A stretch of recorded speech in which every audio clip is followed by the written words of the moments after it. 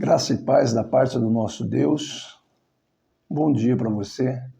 Nós estamos gravando mais um videozinho pontual a respeito de assuntos pertinentes à teologia.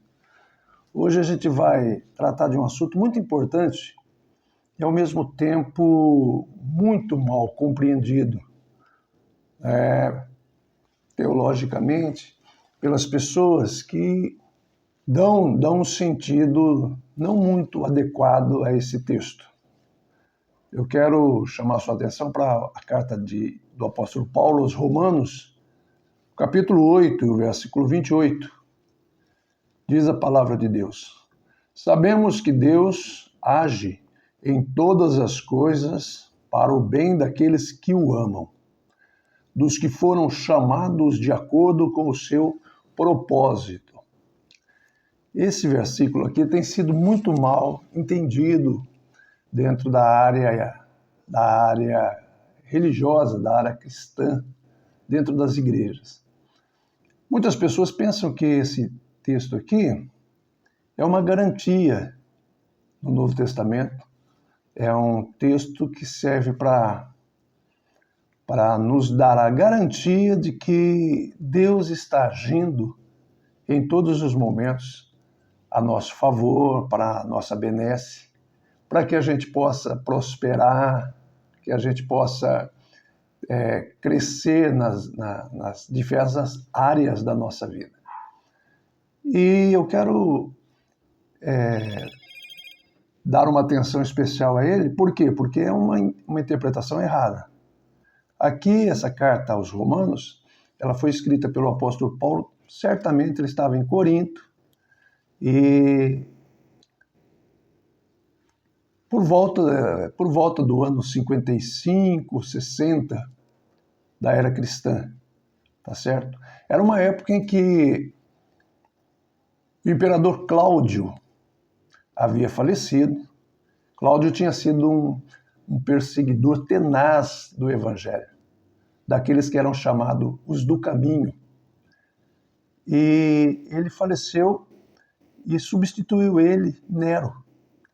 Nero deu continuidade. Nero chegou muito cedo ao trono, influenciado por pessoas, quem sabe, também com o mesmo pensamento de Cláudio. Nero deu continuidade à perseguição aos cristãos daquela época. Então, essa carta, o apóstolo Paulo escreve aos Romanos com o objetivo de os encorajar a lutar, a prosseguir na luta, né? A não desistir da caminhada. É uma carta em que a gente percebe, desde o início, a preocupação do apóstolo em encorajar, em explicar qual era a razão daquelas tribulações, daquelas provações tão terríveis que aqueles crentes estavam passando. Lá no início da carta, ele diz assim: eu não me envergonho do Evangelho. Se não me falha a memória, acho que é no capítulo 1, Romanos capítulo 1, no versículo 16, ele diz assim: não me envergonho do Evangelho, porque é o poder de Deus para a salvação de todo aquele que crê, primeiro do judeu, depois do grego. Porque o Evangelho é revelado a justiça, porque no Evangelho é revelada a justiça de Deus, uma justiça que do princípio ao fim é pela fé. Como está escrito, o justo viverá pela fé. Então o apóstolo Paulo aqui começa a trabalhar a mente daqueles irmãos romanos, e quando ele chega aqui no capítulo 8, ele vai falar a respeito da glória futura. Era pensamento paulino que uma pessoa morrer pela causa do Evangelho, pelo reino de Deus, era um grande privilégio. Ele pensava dessa forma e ele passa essa ideia aos irmãos romanos. E aí ele produz esse versículo tão bonito, mas também tão mal compreendido por pessoas. Esse versículo aqui, ele fala no sentido, eu vou tentar sintetizar para você aqui de uma forma mais fácil de compreender.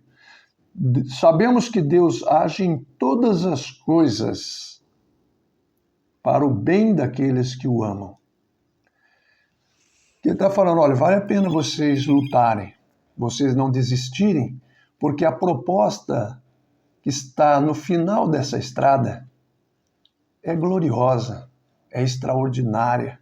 Vai valer a pena, mesmo que o imperador, que o sistema sacrifique a gente aqui, mesmo assim, nós estamos alinhados ao propósito de Deus, chamados para desenvolver o propósito de Deus, é uma missão maravilhosa e que vocês vão experimentar nessa situação o amor de Deus na sua vida. Está dizendo que todas as coisas contribuem para o bem daqueles que amam a Deus? Logicamente que isso aqui não se pode aplicar na nossa vida hoje como sendo uma blindagem, como sendo uma garantia de que tudo aquilo que você fizer como um cristão, se você é um homem ou uma mulher que ama a Deus e que obedece à palavra de Deus, tudo que você puser à mão, Deus vai trabalhar para o seu bem. Não é isso. É muito usado esse texto aqui no meio dos teólogos que defendem a prosperidade material, a prosperidade financeira, os liberais da teologia, que defendem essa ideia, que nós temos que ser hiper abençoados aqui na face da terra e viver uma vida de prosperidade, porque está garantido aqui que todas as coisas contribuem para o bem daqueles que amam a Deus. É daqueles que estavam sofrendo pelo amor do Senhor Jesus, pela luz do Evangelho. Essa palavra é direcionada a alguém, tá certo? Ela pode ser tomada por nós como uma verdade? Pode. Mas não no sentido que se aplica hoje em dia como uma garantia de bênção para a sua vida, não. A prosperidade financeira de uma pessoa, ela depende muito da inteligência e da forma como você usa a inteligência a seu favor. Tá? Nos negócios, nos investimentos. Isso aí, é por isso que tanto o justo como o ímpio prospera. E às vezes você vê o ímpio prosperando mais do que o justo. Porque o justo, ele tem que obedecer às regras.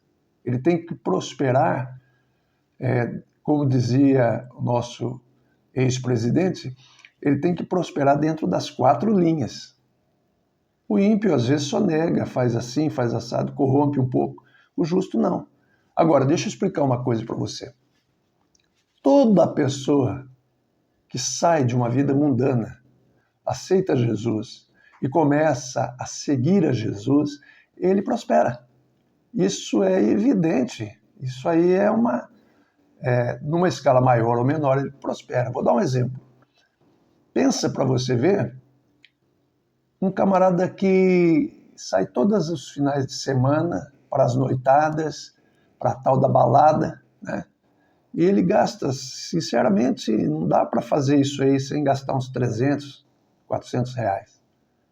Toda semana ele gasta 400 reais. São 4 semanas do mês, 4 vezes 8, 4 vezes 4, né? Você soma aí para você ver o quanto que dá. 16.600 reais que ele gasta por mês com noitada. Somando-se isso ao ano todo, você vai ver que lá no fim da fila o gasto é grande, né? Quando você aceita Jesus e vem para a luz e começa a ter prazer nas coisas de Deus, aí as coisas mudam, porque você já não fuma mais aquele maço de cigarro que você fumava, você não vai para a noitada mais, você sente prazer em ir na igreja, estudar a palavra de Deus, viver uma vida mais regrada. E tudo isso vai pesar no seu orçamento. Então o dinheiro vai sobrar na sua mão. É assim que se dá a prosperidade. Por isso o crente é abençoado, no sentido de que as finanças ficam mais corretamente administradas e você prospera. Na saúde também, você fica menos doente porque você tem uma vida mais ajustada àquilo que é bom. não tem muito a ver com promessa de Deus para você ficar rico. Era um pensamento antigo isso, de que todo aquele que é rico é abençoado por Deus. É um pensamento que os teólogos ortodoxos já abandonaram. A proposta do Evangelho é uma proposta de renúncia de prazeres mundanos. Tá? Renúncia de prazeres mundanos. Prazeres que muitas vezes, de forma ilusória, carregam a gente de problemas. Então, quando você evita isso aí, lógico, você vai ser abençoado. Mas não pode entender esse versículo aqui, 8:28 de Romanos, como sendo uma garantia de Deus de que Deus vai agir na sua vida de uma forma continuada. Não. Essa palavra aqui foi destinada aos irmãos que estavam no meio de uma turbulência terrível. O apóstolo Paulo, alguns anos depois, ele vai ser martirizado lá em Roma. Tá bom? Então, eu gostaria que você entendesse porque a palavra de Deus, ela é maravilhosa. Ela é límpida, ela é clara, mas a gente precisa estudar. Tem gente que fala assim, nós precisamos ler a Bíblia. Eu não digo isso. Eu diria que você precisa estudar a Bíblia, para que você possa chegar ao conhecimento da verdade e viver uma vida abençoada, consciente da sua missão aqui na Terra e do propósito para o qual Deus o chamou, para o propósito para o qual Deus o destinou. Tá certo? Um forte abraço, Deus te abençoe. E a gente vai continuar gravando esses vídeos e trazendo luz, lançando luz sobre esses temas. Um abraço.